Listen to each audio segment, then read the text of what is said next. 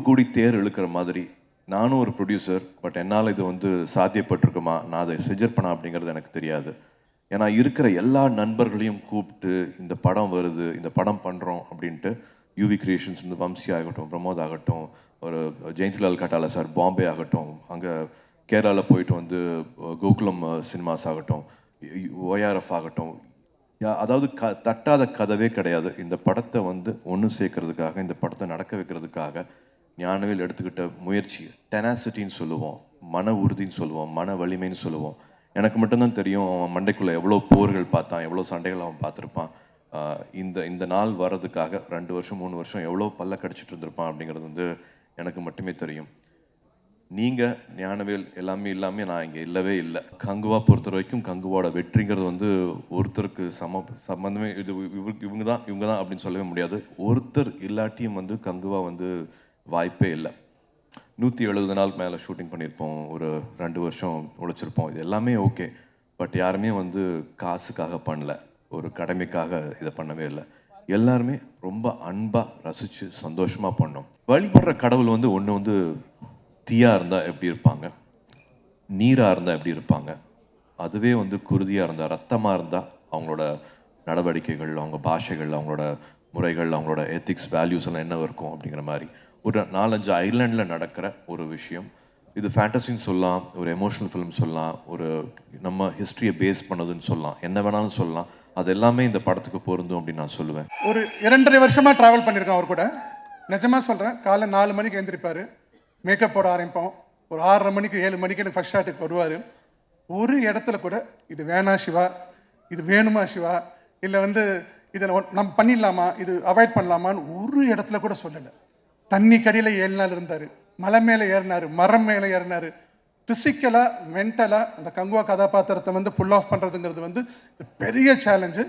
Excellent ஒரு டைரக்டராக I was very very happy.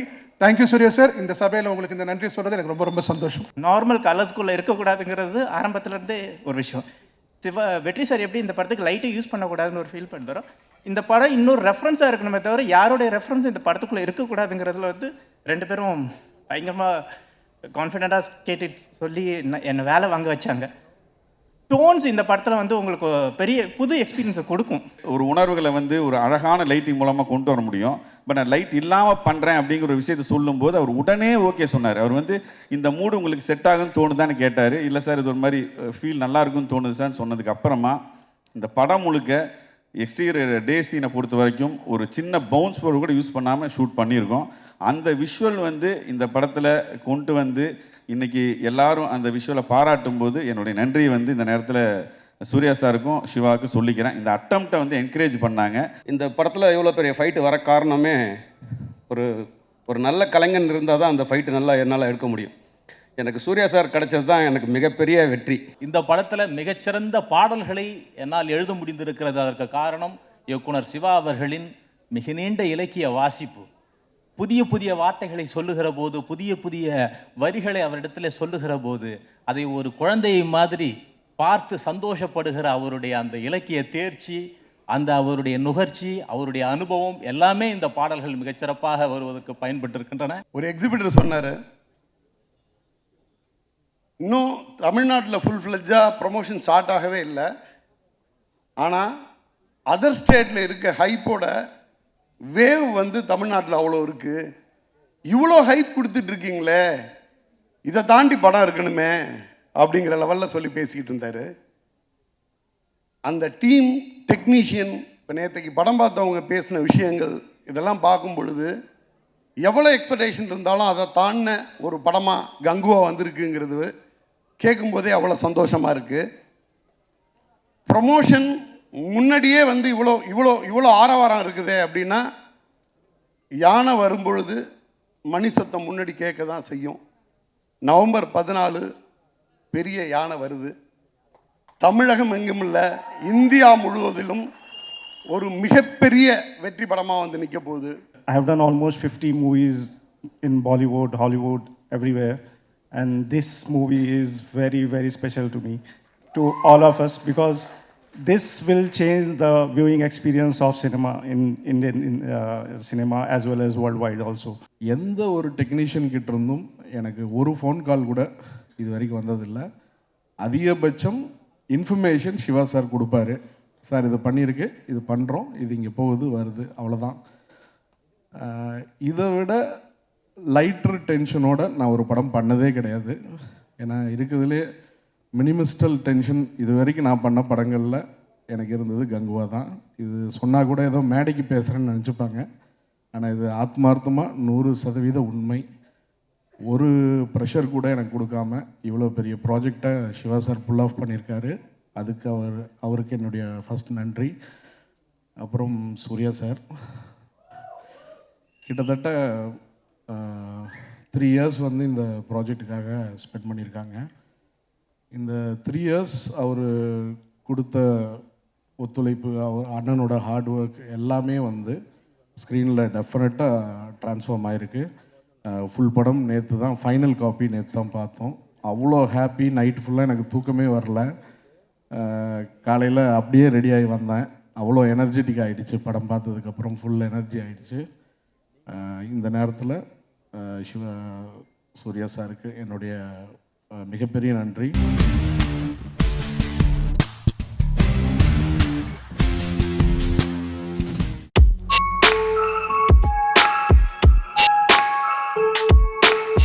நாட்டார் கதைகளை மையப்படுத்தி எழுதப்பட்ட ஒரு திரைக்கதை. நக்குல் சார் தான் காப்பா பண்ணியிருக்காரு. ஸோ காந்தாருக்கு அப்புறம் தமிழில் நாட்டார் கதைகளை மையப்படுத்தி முழுக்க வரக்கூடிய ஒரு படமாக அந்த படம் இருக்கும்னு நம்புகிறேன். இம்ப்ரெஸ்ஸான இடம்னு சொன்னால் படத்தில் நிறைய விஷயங்கள் இருக்குது. ஃபஸ்ட்டு நக்குல் சாரை சொல்லலாம். ஸோ ஏன்னா ஃபஸ்ட் டைம் ஒரு காப் ரோல் பண்ணுறாரு. ஆனால் ஃபஸ்ட் டைம் பண்ணுற மாதிரி தெரில, அவ்வளோ அசால்ட்டாக வந்து பண்ணார். அவர் டேக்ஸ்லாம் அவ்வளோ போவே இல்லை, டக்குன்னு பண்ணிட்டாரு. அப்புறம் டைரக்டர் சாருக்கு வந்து இது வந்து 2வது த்ரில்லர் ஃபிலிம். ஃபர்ஸ்ட் ஃபிலிமும் த்ரில்லர் தான், பட் அதுலேருந்து கம்ப்ளீட்டாக இந்த படத்தில் வந்து வேற ஒரு ஷேடை பார்க்கலாம். 2 படத்துக்கும் இருக்கிற ஒரு காமன் விஷயம் போலீஸ் ஸ்டேஷன் அப்படிங்கிறத தவிர மற்றது எல்லாமே கம்ப்ளீட்டாக வந்து வேற தான் இந்த ஃபிலிமில் நீங்கள் பார்ப்பீங்க. D3 படத்துக்கும் இதுக்கும் நல்ல டிஃப்ரென்ஸ் இருக்கும். இது D3 ஸ்க்ரீன் ப்ளே ரொம்ப நல்லாயிருக்கும். இதுவும் அதே மாதிரி தான் நல்லா ஸ்க்ரீன் ப்ளே பண்ணியிருந்தார். கதை கிட்டத்தட்ட ஒரே பேட்டர்ன் மாதிரி இருந்தால் கூட நல்ல ஸ்க்ரீன் ப்ளே இருக்கும், நல்ல இன்ட்ரெஸ்டிங் இருக்கும். அதே எனக்கு ரொம்ப பிடிச்சிருந்தது. இந்த கதை எனக்கு பாலாஜி ப்ரோ சொல்லும் போது ரொம்ப இன்ட்ரெஸ்டிங்காக இருந்துச்சு. And first time thriller work பண்ணுறேன். அண்டு மோஸ்ட் போஸ்டர் லைக் அவங்களுக்கு எல்லாருக்கும் பிடிச்சிருக்கும் நம்புகிறேன். Like BGM work sir. Nakul sir வந்து நான் சின்ன வயசுலேருந்து பார்க்குறப்போ ரொம்ப ஸ்க்ரீன்லேயுமே சரி, எப்போ பார்த்தாலும் ஒரு வைப்பான ஒரு பர்சனாக இருப்பாங்க. ஸ்கூல் படிக்கும் போதெல்லாம் நாக்மொக்க சாங்குக்கெலாம் வந்து ஸ்கூலில் டான்ஸ் ஆடுறது வந்து ஒரு பெரிய க்ரேஸாக இருக்கும். அப்படிப்பட்ட சாரோட ஃபிலிமில் வந்து ஒரு சின்ன பார்ட்டாக இருக்கிறது வந்து எனக்கு ரொம்ப சந்தோஷம் சார். சார் வந்து எப்போ ஷூட்டிங் ஸ்பாட்டில் பார்த்தாலும் ஒரு எனர்ஜெட்டிக்காக, ஒரு வைப்ரண்ட்டாக, ஒரு ஸ்மைலிங் ஃபேஸோடு இருப்பாங்க. அது வந்து சார்ட்டு எனக்கு ரொம்ப பிடிச்சிருந்தது. எல்லோரும் இருந்தாலும் எல்லாருமே வந்து ஒரு கம்ஃபர்ட் ஜோனில் வந்து சார் வந்து வச்சுருப்பாங்க. பாய்ஸ் படத்துலேருந்து அவர் நெக்ஸ்ட் மூவிக்கே ஒரு பெரிய டிரான்ஸ்ஃபர்மேஷன் கொடுத்தாரு. அது எவ்வளோ கஷ்டம்னு எனக்கு நல்லாவே தெரியும். ஏன்னா நானும் ஃபிட்னஸில் இருக்கேன். ஸோ அதெல்லாம் பாருங்க, சாருக்கு இது ரொம்ப லைக் சின்ன விஷயம் தான் இது. ஸோ படத்தில் இன்னும் பயங்கரமாக பர்ஃபார்ம் பண்ணியிருக்காரு பாருங்கள். So first of all I should thank entire team. So Balaji sir, அவர் எனக்கு எதை வச்சு இப்படி ஒரு சான்ஸ் கொடுத்தீங்க எனக்கு தெரில ப்ரோ. நான் பார்த்துருக்கேன், நீங்கள் பண்ணுவீங்க, அதை கீப் அப் பண்ணுவேன்னு நான் நினைக்கிறேன். Thank you so much sir. Nakul sir thank you so much. And DOP sir, அவரை பற்றியே நான் சொல்லணும். அவரும் வந்து ஜாலியாக உட்காந்து நாங்கள் வந்து படத்தை பற்றி பேசுகிறோமோ இல்லையோ, மற்ற கதையெல்லாம் நல்லா ஜாலியாக பேசுவோம். ஸோ அந்தளவுக்கு ஒரு கம்ஃபர்ட்டாக அந்த டீம் அமைஞ்சுது. மெயினாக ஒரு ரீசன் என்னன்னா, இன்றைக்கி கடவுளுக்கே பிஆர் தேவைப்படுது.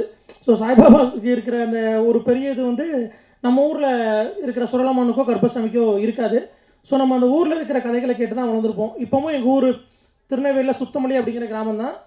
எங்களுக்கு ஏதாவது காய்ச்சல் அப்படின்னா செவ்வாய்க்கிழமை வெள்ளிக்கிழமை ஆச்சுன்னா ஒரு சிரட்டையில் பூவும் தண்ணி எடுத்து வைப்பாங்க. ஸோ எனக்கு அந்த மாதிரி கதைகள் ரொம்ப பிடிக்கும். ஸோ அது நான் மூட நம்பிக்கைகள் அப்படிங்கிறத சொல்ல வரல. ஒரு 2.5 மணி நேரம் ஒரு நாட்டார் கதைகளை வச்சு மையப்படுத்தி ஒரு த்ரில்லர் பண்ணால் கொஞ்சம் நல்லாயிருக்கும் அப்படிங்கிற ஒரு மைண்ட் செட் இருந்துச்சு. அது எனக்கு காந்தார நல்ல ஒரு இன்ஸ்பிரேஷன். ஸோ அதை அங்கீகரிக்கும் போது இதையும் அங்கீகரிப்பீங்க அப்படின்னு நம்புகிறேன். சின்ன வயசுலேருந்து யூனிஃபார்ம் போடணுன்னு ஆசை. அண்ட் வெயிட் பண்ணிட்டு இருந்தேன், லைக் ஏதாச்சும் ஒரு ஆர்மி மூவியோ இல்லை போலீஸ் மூவி பண்ணோம். பட் அதே சமயத்தில் ஒரு பயம் இருந்தது. ஏன்னா அவர் seniors, veterans, Kamal sir, Suriya அண்ணா, இவங்க எல்லாரும் வந்து ஒரு ஒரு சிம்பிள் க்ரியேட் பண்ணியிருக்காங்க, சினிமா போலீஸ் இப்படி இருக்கணும்னு. ஸோ எனக்கு கொஞ்சம் ஸ்டார்டிங்கில் ஒரு நர்வஸ்னஸ் இருந்தது. பட் அதே சமயத்தில் சம்திங் டிஃப்ரெண்ட்டாக பண்ணணும். அவங்கவுங்க ஒரு ட்ரெண்ட் க்ரியேட் பண்ணாங்க. ஒரு ராகவன், ஒரு அன்பு செல்வன், இதில் வந்து ஒரு இளம்பாரி அப்படி வரணும்னு என்னோட ஆசை. பட் டிஃப்ரெண்ட்டாக இருக்கணும். ஸோ அதுக்கான ஸ்கிரிப்ட்ஸ் நான் தேடிட்டு இருந்தேன்.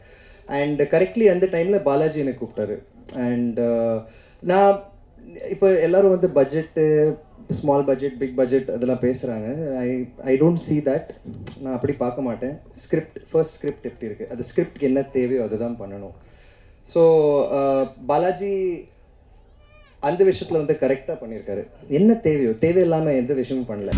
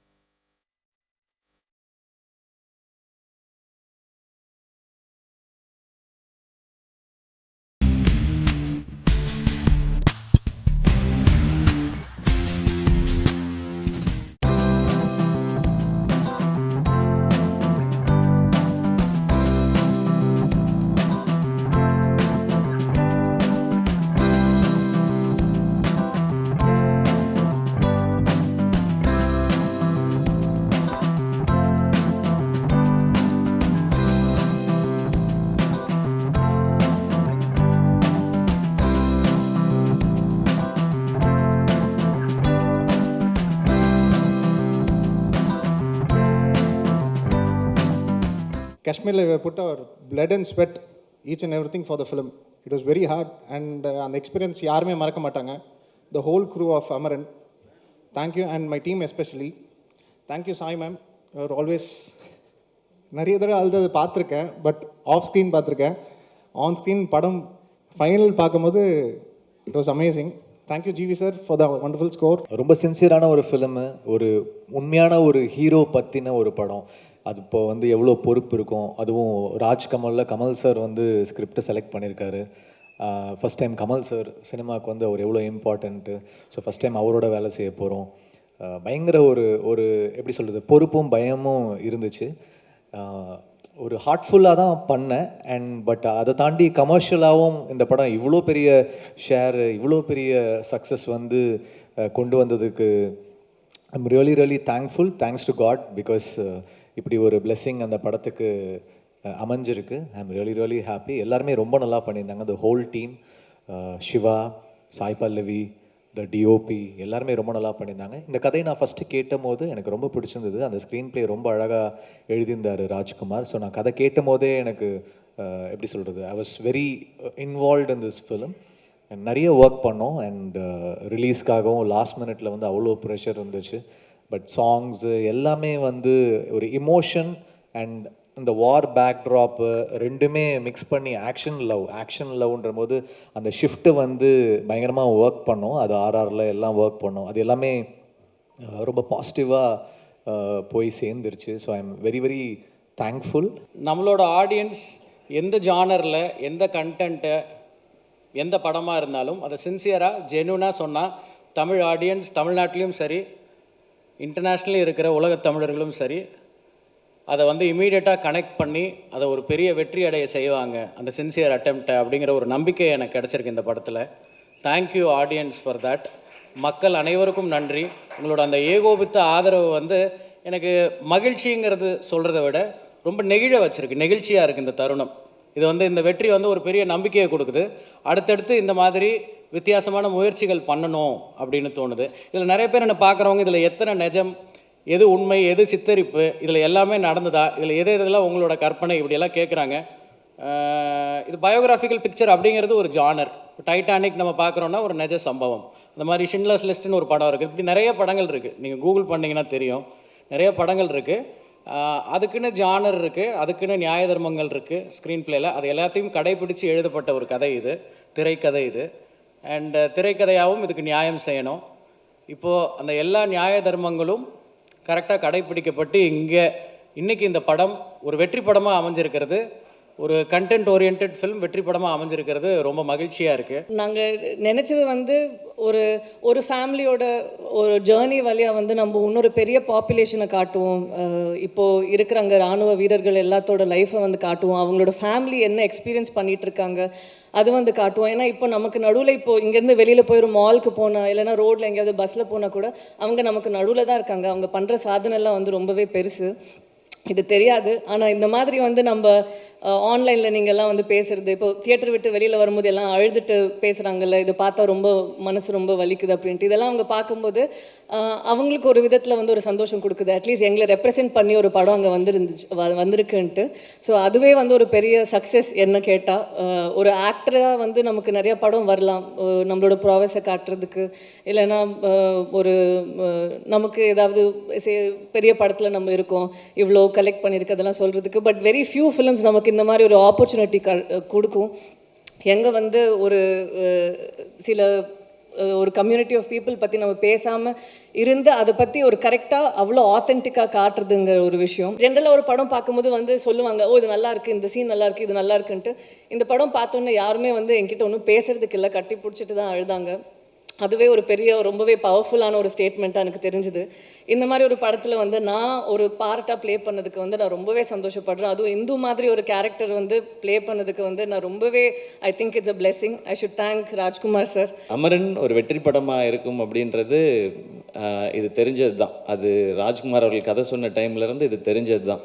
ஆனால் இது ரொம்ப ஸ்பெஷல் ஃபிலிமாக மாறுங்கிறது வந்து சார் சொன்ன அந்த வார்த்தையிலேருந்து ஆரம்பிச்சது. ஏன்னா கமல் சார் பார்க்காத சக்ஸஸோ பார்க்காத ரோலோ பேர் புகழ் விருதுகள் எதுவுமே கிடையாது. இவ்வளவும் பார்த்த பிறகும் அவங்க தயாரிப்பில் ஒரு படம் வந்து என்னை நான் ரொம்ப ரொம்ப சந்தோஷமாக இருக்கேன்னு சொல்ல வைக்கிது அப்படின்னா அதை விட ஏன்னா எங்கள் தயாரிப்பாளர் இவ்வளோ காசை நம்பி போட்டிருக்கிறாங்க அண்ட் ரொம்ப சந்தோஷமாக இருக்குன்னு சொன்னாங்க. ஸோ அங்கே ஸ்டார்ட் ஆச்சு. Thank you so much Kamal sir. கதை கேட்ட அந்த செகண்டில் இருந்து ரிலீஸ் ஆகிற இல்லை ரிலீஸ் அன்னைக்கு அந்த செகண்ட் வரைக்கும் ஒரு துளி கூட எனக்கு டவுட் கிடையாது இந்த படத்தில் இது இப்படி இருக்குமா அப்படி இருக்குமா அப்படின்னு. ஆனால் அவர் அதுக்கான கதை மட்டும் எழுதலை, இந்த கதைக்கான ரிசர்ச் ஒரு வருஷம் போச்சு. இந்த கதையை எப்படி எடுக்கணும்னு சொல்லி அதுக்குள்ளே இதில் கேரக்டர்ஸ் எப்படி இருக்கணும், ஹீரோ எப்படி இருக்கணும், அனைத்தையும் ப்ரிப்பேர் பண்ணி அவர் வந்துட்டார். அவர் ரொம்ப கிளியராக இருந்ததுனால எனக்கு வந்து என் வேலை வந்து ரொம்ப சுலபமாக இருந்தது. ஃபிசிக்கல் ட்ரைனிங் மட்டும்தான் பண்ண வேண்டியதாக இருந்தது. அதுவும் எனக்கு ஒன்றும் கஷ்டமாக இல்லை, அதுவும் நல்லா இருந்தது. அதுக்கும் ஆள் அவரே பிடிச்சி கொடுத்தாரு. அண்ட் ராஜ்குமார் பெரியசாமி சார், உங்களை வந்து நிறைய பேர் என்கிட்ட பேசுகிறவங்க நிறைய பேர் என்ன சொல்கிறாங்கன்னா, ஒரு மணிரத்னம் சார் படம் பார்க்குற மாதிரி இருந்தது இந்த படம் அப்படின்னு சொல்கிறாங்க. இதை விட சந்தோஷமான ஒரு காம்ப்ளிமெண்ட் உங்களுக்கு இருக்கவே இருக்காதுன்னு நினைக்கிறேன். நீங்கள் அவரோட ஆர்டன் ஃபேன் நீங்கள். அண்ட் சாய் பல்லவி வந்து எப்போவுமே ஒரு ஃபேண்டாஸ்டிக் பர்ஃபார்மர், நிறைய மெமரபிள் ரோல்ஸ் பண்ணியிருக்கிறாங்க. பட் அப்படி ஒரு பெர்ஃபார்மருக்கு இந்த மாதிரி கமர்ஷியல் சக்ஸஸும் ரொம்ப ரொம்ப முக்கியம். அதில் தமிழில் முக்கியமாக அவங்களோட ஃபஸ்ட்டு பிக்கஸ்ட் கமர்ஷியல் சக்ஸஸ் இந்த அமரனில் அமைஞ்சது எனக்கு ரொம்ப ரொம்ப மகிழ்ச்சி. அவார்ட் நிறைய அவங்க வச்சுருக்குறாங்க. 2 ஃபிலிம்ஃபேர் அவார்ட்லாம் இப்படி வச்சு ஃபோட்டோலாம் நான் பார்த்தேன். இன்னும் நிறைய அவார்ட்ஸ் வரும் கூட, இந்த மாதிரி நிறையா கலெக்ஷன்ஸ் வரும். அடுத்து நீங்கள் சோலோவாக பண்ணுற படங்களை இன்னும் பிரம்மாண்டமான கலெக்ஷன்ஸ் பண்ணும். அதெல்லாம் நிச்சயமாக நடக்கணும்னு எனக்கு ஆசை. அப்படிப்பட்ட பெர்ஃபார்மர் நீங்கள். உங்களோட ஒர்க் பண்ணது சந்தோஷம்.